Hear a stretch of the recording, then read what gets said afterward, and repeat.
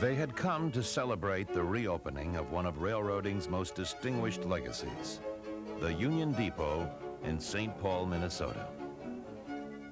After 12 years of disuse and neglect, on December 16th, 1983, it was being serenaded into a new age of romance and elegance.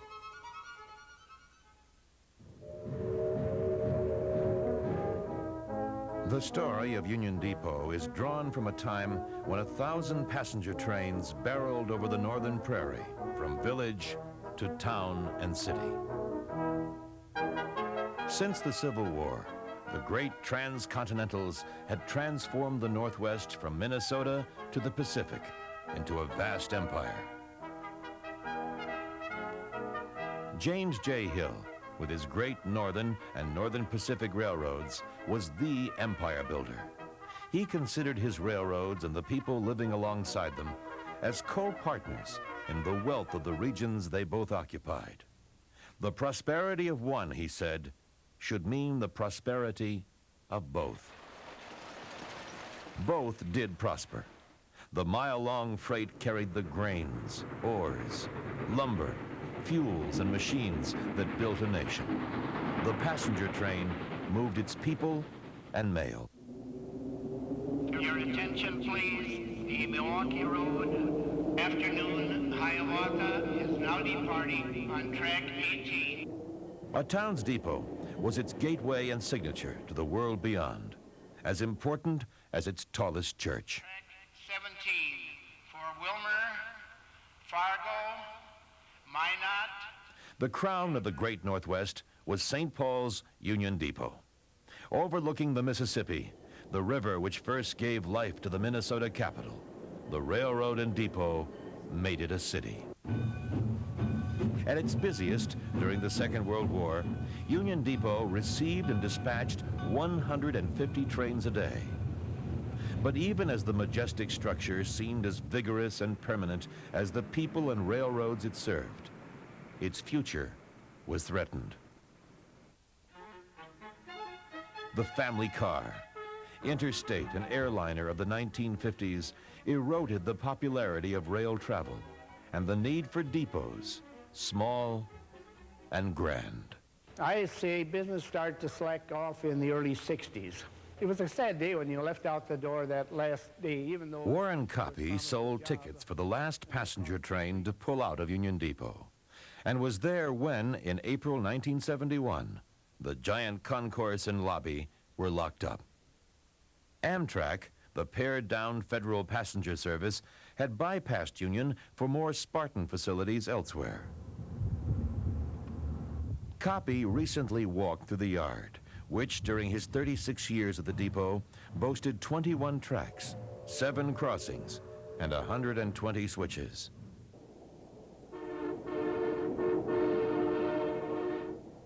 As a young man during the Depression, he and his colleagues cleared snow and ice here, then offloaded 1,300 tons of mail before calling it a day. In later years, his voice announced departures and arrivals. Your attention, please. The Great Northern Empire Builder.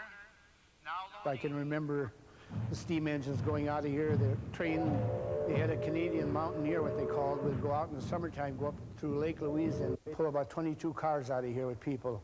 It was really a sight to see when that big steam engine would go chugging out of here. It was just something can't describe.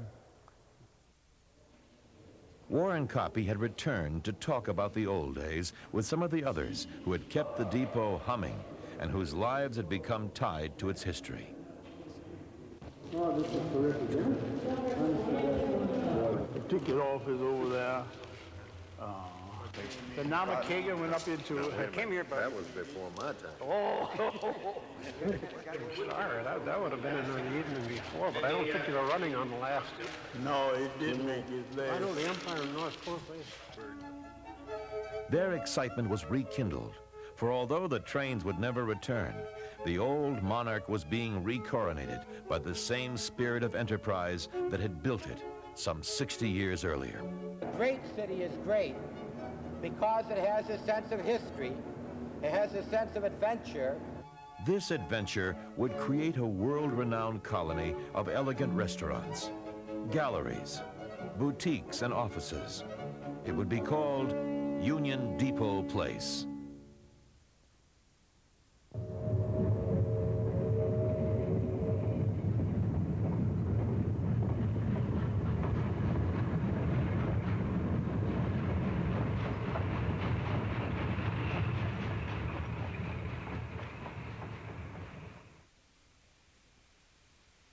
When I started here as a young guy, I saw them lay those platforms out there, and they put yards and yards of cement, and I thought, boy, this place is stand forever. Well, I would say we were all more or less sad.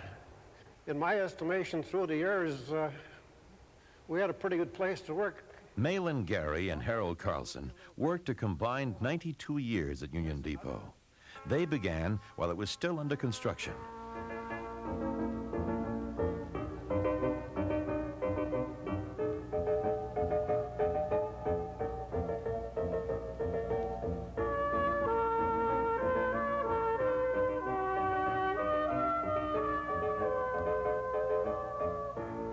The St. Paul Union Depot Company, which was jointly owned by the 9 railroads that would use it, had wrestled with numerous schemes to deal with rapidly expanding rail traffic. For a time, it seemed like a losing battle. A charming but overcrowded progenitor was lost to fire in 1913, and makeshift replacements proved even less tolerable. Some 40,000 St. Paulites angrily petitioned for decent trackside services. Finally, in 1917, construction of the $15 million project began with what was to become St. Paul's most imposing landmark, the splendid, Doric-colonnaded head house. The 300-foot-long classical revival structure housed the palatial ticketing lobby, railroad offices, immigrant quarters, coffee, drug, and barber shops. Working with reinforced concrete faced with limestone, architect Charles Frost decorated with Tennessee and Anpillian marble, oak, brass, to fashion the kind of stately exuberance befitting an empire's gateway. The intricate switching yard, concourse, and mail facility were constructed in carefully engineered stages to allow for continual train traffic through the area. When completed in 1926, the multi-leveled operation could funnel passengers onto platforms from above, process mail and baggage below, and load trains in between. The citizens were overjoyed.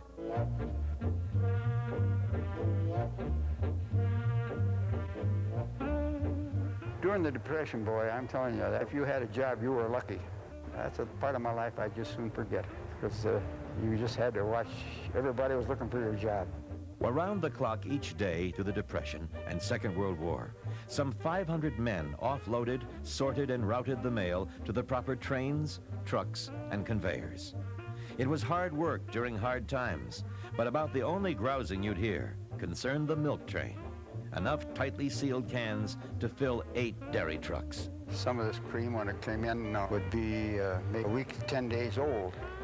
And it would be sour, and if you didn't handle the cans right, it would blow up in your face and all over you. Cover would go off sometimes 20 feet in the air, and you'd get covered with sour cream. You were due for the showers then. Nothing smelled more sweeter than that.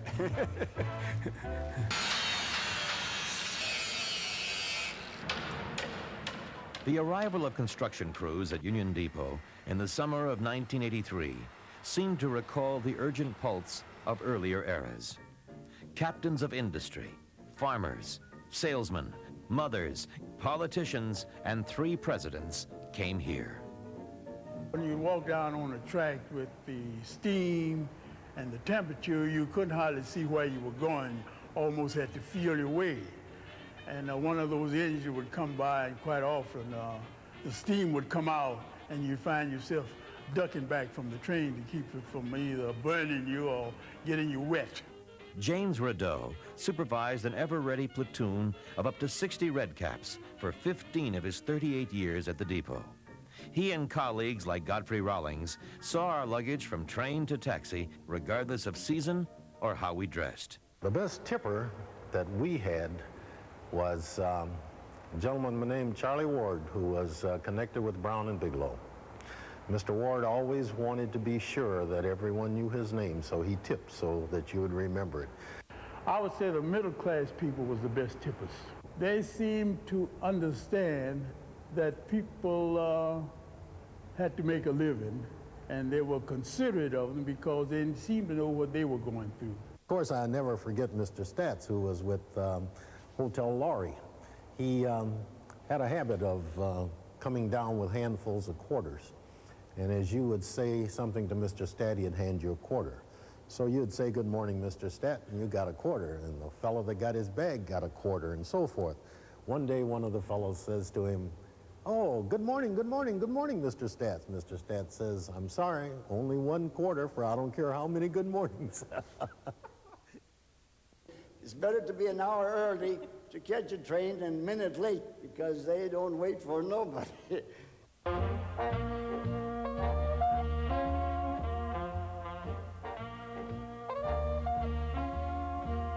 As we geared up for World War II, thousands of inductees passed through Union on their way to boot camp, Europe, Africa, and the Pacific.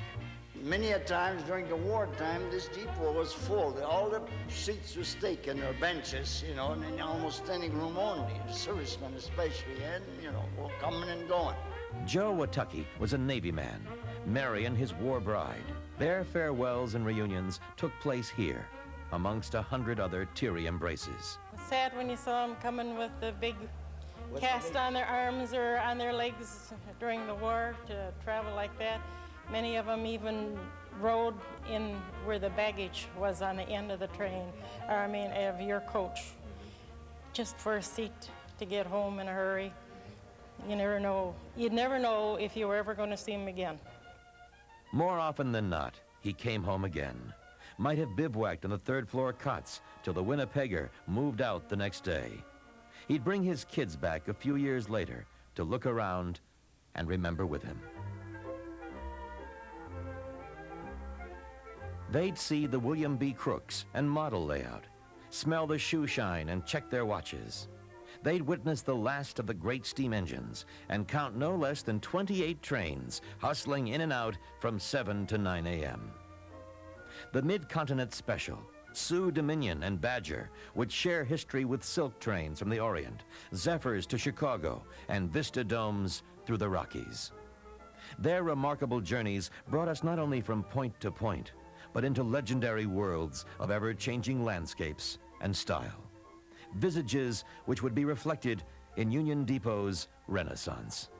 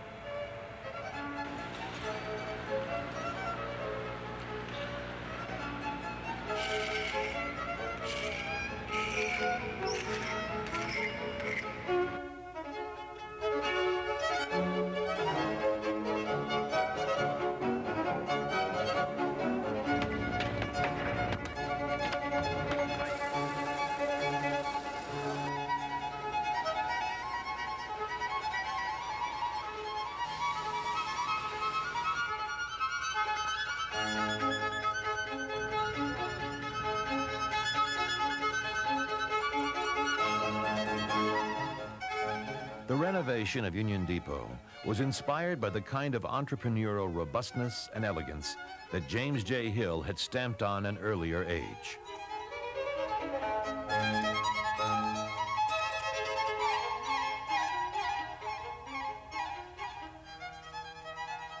Although the depot had been placed on the National Historic Registry in 1974, numerous restoration schemes had disappeared with the March winds until Asset Development Services, headed by Brian Nelson, saw the forlorn structure.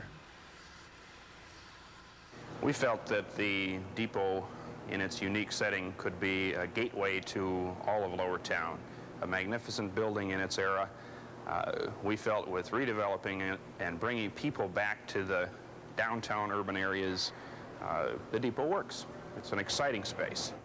Asset development raised $10 million+ for the renovation from several sources, including the sale of tax-exempt revenue bonds by Piper, Jaffray, and Hopwood, a loan from the city of St. Paul through the Department of Housing and Urban Development, and equity from the sale of stock in asset-controlled companies. The enthusiastic support of the investment community, Mayor George Latimer, and Wai-Ming Lu, head of the Lower Town Redevelopment Corporation, was critical to the project. It was clear that Asset's vision would make Union Depot Place the major hub in the overall revitalization of Lower Town, one of St. Paul's most historic districts. We've established this model to demonstrate, once we have renovated the basic interior package, the restaurant and its relationship to that space. Architect Craig Rafferty headed the design team of Rafferty, Mikotowski, Roney and Associates that was chosen to define the epic makeover. I'm a lifelong resident of St. Paul, first of all, and I've watched the Lower Town area deteriorate. I've watched the Union Depot stand empty for the last 10 years, and it's, as an architect, it was really very painful to see that. So the opportunity for me personally to be involved in the restoration of that is very important. Rafferty, Nelson, and his partners Jim Masterman and Harold Ness agreed that the integrity and feel of the original building, especially the ticket lobby, should be paramount. You'll be able to see then as you enter Signal's restaurant, standing at the entrance, you'll actually be able to see 3 levels of activity. The activity in the restaurant itself, the activity in the mezzanine bar, and also activity behind these windows into the office space area. So it should give it a real dramatic effect. They worked closely with the Minnesota State Historical Society to determine what the original actually looked like.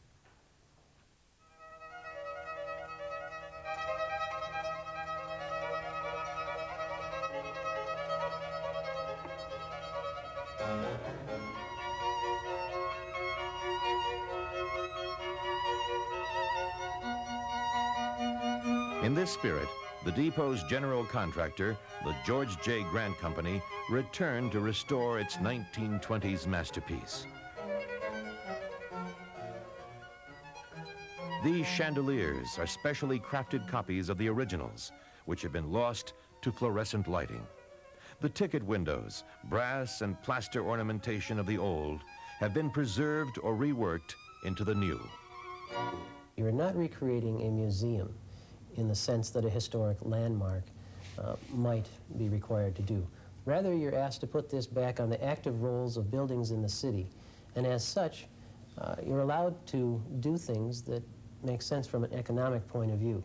The working concept provided for prime office space, galleries and boutiques in the less ornamental parts, and restaurants and public areas within and surrounding the lobby. They're going to feel extremely impressed with a very large space, an unusual space in today's architectural vocabulary. We're not used to these kinds of things, and also a very ornate space. You're going to feel large skylights, heavily plastered ceilings, marble walls and floors, and the kind of construction that really we can only experience in buildings of this generation. It doesn't happen that often. 60 years of wear and 12 years of neglect had to be overcome.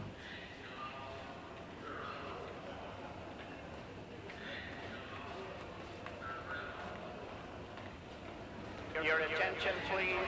The Milwaukee Road afternoon Hiawatha is now departing on track 18.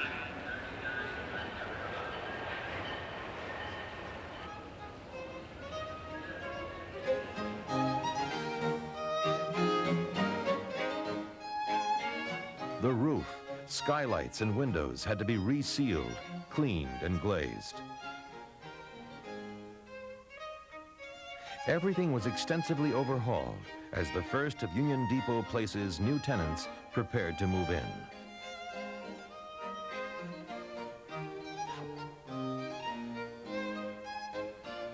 By the December 1983 grand opening, the miracle was revealed. From once sullen chambers, the bright genius of Imprimatur Gallery. My feeling is the depot reflects a renaissance that's transpiring in Lower Town over the next 5 to 10 year period, and I really wanted to be a part of it. From darkened halls, the formal elegance of Gordon's restaurant, unexcelled French dining. Part of the concept of Gordon's is to give people all they want and how and when they want it. Did his audience know that we won't apologize for anything at Gordon's. We'll do the very Once forlorn porticos, a commanding approach befitting an empire.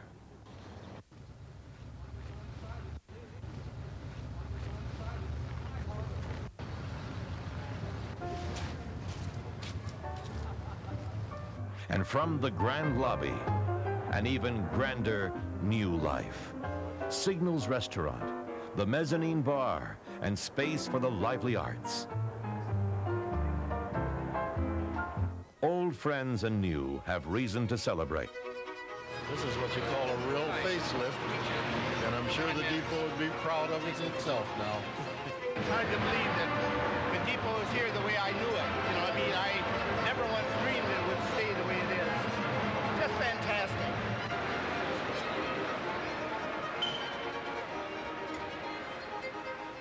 With Union Depot Place, St. Paul and Lower Town will capture the imagination and commerce of both the region and world business community.